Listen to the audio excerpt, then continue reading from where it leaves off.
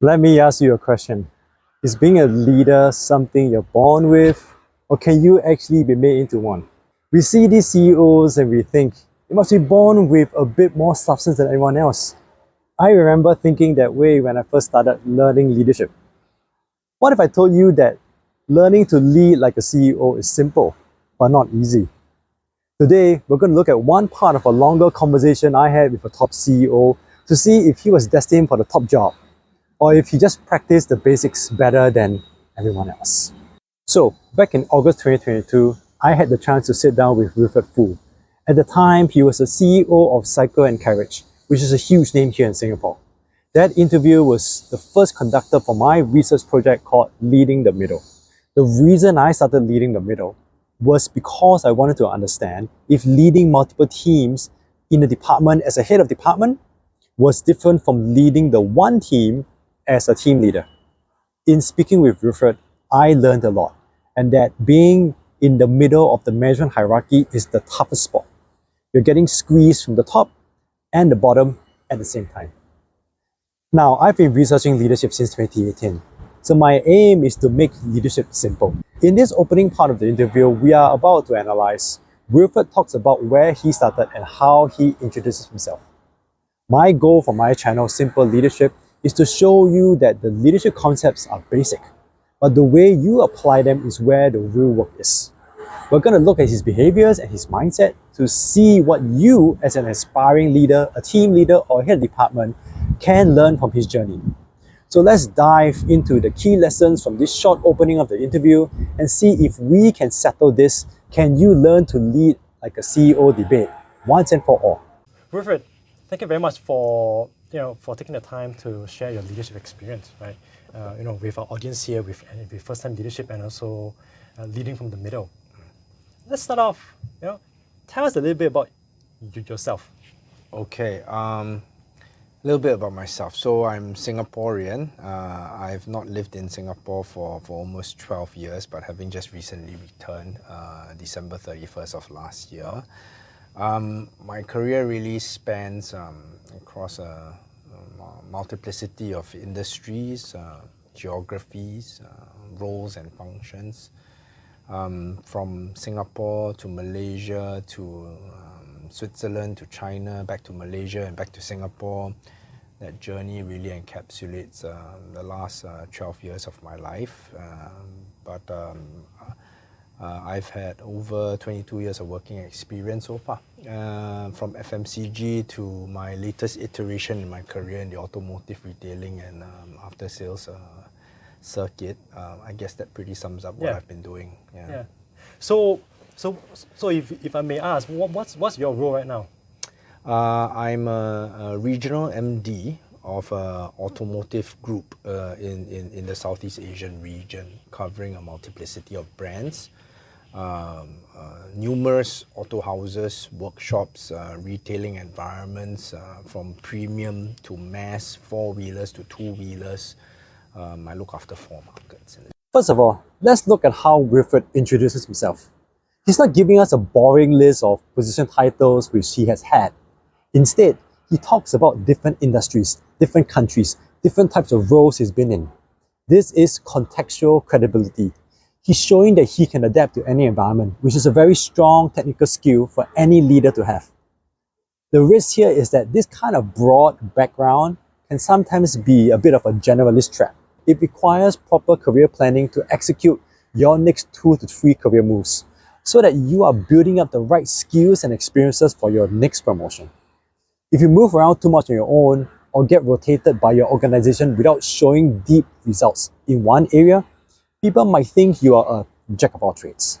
You have to be careful how you frame your experiences, because when senior leaders in your organization are looking at who to promote, they are most likely to choose the person who has the most suitable range of skills and experiences for that leadership job.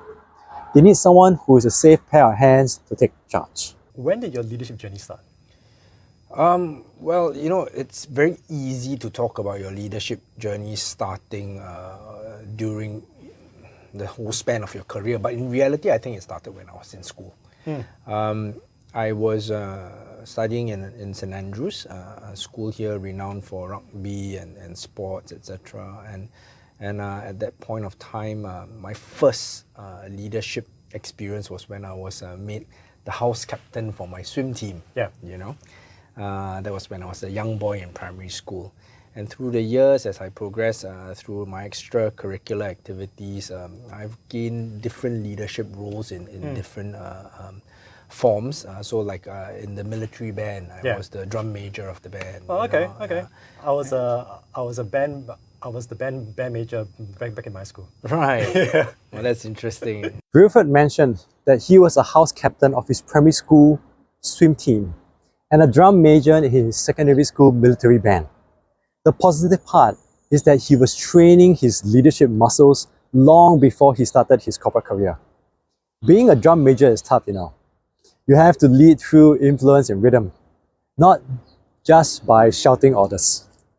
You could look at what he had shared and think to yourself that if I was not the class monitor or the sports club captain back in school, then I've missed the leadership boat.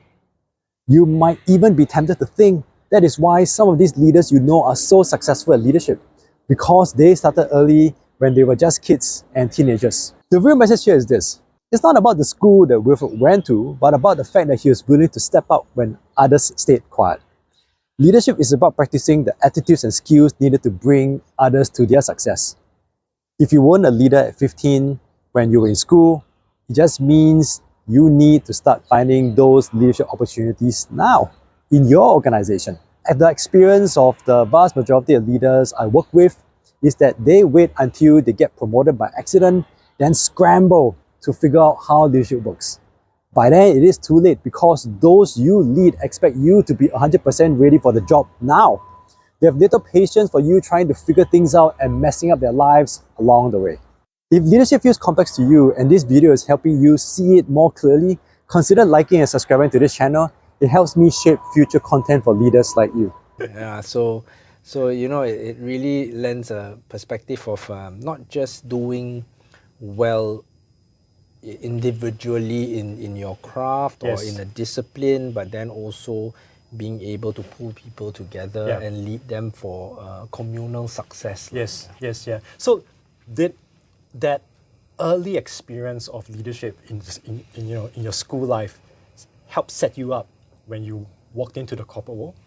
Well, I would say that I became a little bit more culturally literate as a result of being made a leader in a small setting. Wilfrid talks about cultural literacy. He's not talking about your country's social or ethnic culture. If culture is the way things are done, then he's talking about understanding how people work together to get things done. He sees culture as a tool for team performance. The risk here is that many who aspire for leadership are technical leaders, be it technical as engineering, sales, finance, accounting, human resources, nursing, medicine, architecture, etc. These technical skills have KPIs, but never forget that people actually doing the work and the way they are led affects their ability to achieve those results. The real takeaway here is this. Leadership cultural literacy is the secret sauce for effective leadership. If you understand the culture of your team, you don't have to micromanage them. You just create an environment where they want to perform. For example, if collaboration is essential in your team for successful performance, then you go create the environment where collaboration can appear. This might be getting everyone in the same room to collaborate, or reminding the team that collaboration is essential. Maybe you have to lead by example, set aside some of your own time to work with the team. If culture is the effect that you want to see, then how can you as the leader cause it to happen in the first place? Cause and effect. Simply because it allows you to understand that success is not just about you and what you can do, but it's about how groups of people can achieve greater things together. It really brings about the notion of 1 + 1 does not equal to 2. 1 + 1 has a multiplier effect beyond the linear equation. Then he hits us with this maths or math. 1 + 1 must be more than 2.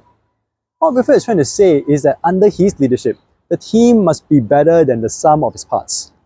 Looking from his point of view as a CEO, he can't just be, as a first response, adding headcount and increasing the cost of running his business.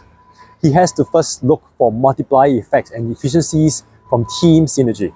The challenge for many of us, myself included, often feel that we have to do the work, or at least part of it ourselves, so that the output can be according to how we want it to be. What this results is imperfect synergy, where our 1 plus 1 equals 2 or less, maybe 1.5. When we don't lead properly, fail to delegate effectively, or want to be personally involved in work that the team should do, even though we can do it better, then we are actually holding the team back. The lesson here is about multiplying your leadership. To get to the 1 plus 1 equals 3 or 4 multiplier effect, you have to trust your people, ensure they have the skills and space to get the job done. You have to stop being the best doer and start being the best connector. It is a simple shift in thinking, but it's one of the hardest things for a head of department to actually do. Finally, let's talk about the big one. Wilfrid's story really pushes the idea that early exposure matters. The positive is that it builds a high standard of excellence very early on. You get used to the pressure. I have to admit, I've interviewed over 250 leaders since 2018, and many of the successful ones have a similar story of starting out in leadership positions in schools. It can come across as somewhat elitist. Does that mean leadership is only for those who have these opportunities while young? Only a few have the privilege of being in private schools and have connections to the well-connected. People can get quite defensive about this, because it doesn't feel fair. But I think what Wilfrid is trying to say is that leadership is an ongoing practice. He didn't just wake up as a CEO. He practiced being a leader in the swimming pool and in the school band. The takeaway for you is simple. It doesn't matter when or where you start your leadership, as long as you start practicing. If you're a leader today, that's your military band. That's your swim school. Start practicing leadership now, not when you finally land the job. The powers to be need to know that you are a safe pair of hands that will not disrupt the status quo too much and end up creating more work for them. So, can you learn to lead like a CEO, or is it born in you? Looking at Wilfrid and interviewing so many leaders, I can say with a high level of confidence that it is both. Leaders are born, then made. The key thing here is choice. He chose to be the drum major when given the opportunity. He chose to learn about leadership cultures. He chose to focus on the multiplier effect in leading others, rather than just his own work and go home. The results are clear. CEO of a 1,000-strong organization by his early 40s. Choosing when opportunity presents itself, learning about leadership, focusing on team culture and synergy to scale one's leadership. These are simple concepts, right? But as we have seen, applying them every day when the pressure is on, that is not easy. My personal take, I think we focus too much on the CEO title and not enough on the leadership behavior part. What I must stress is that not all of us will make it to be CEO of a large organization, nor do many of us actually want to deal with the stress, pressure, and challenges of leading at that level. I've met many team leaders and heads of departments who are happy where they are and have no intention of moving up any higher. Whether you're leading a team of 5, a department of 50, or a company of 5,000, the principles don't change. Success comes when you make it about the group, not about yourself. While there are more videos of my interview with Wilfrid to come, I hope this analysis of just the opening segment of that interview helps you to see that while being born smarter, faster, having opportunities while growing up can help, they are not necessarily essential to being a great leader at the level you desire. You just need to be willing to do the simple things consistently day after day. So, can you learn to lead like a CEO? Share your thoughts in the comments below.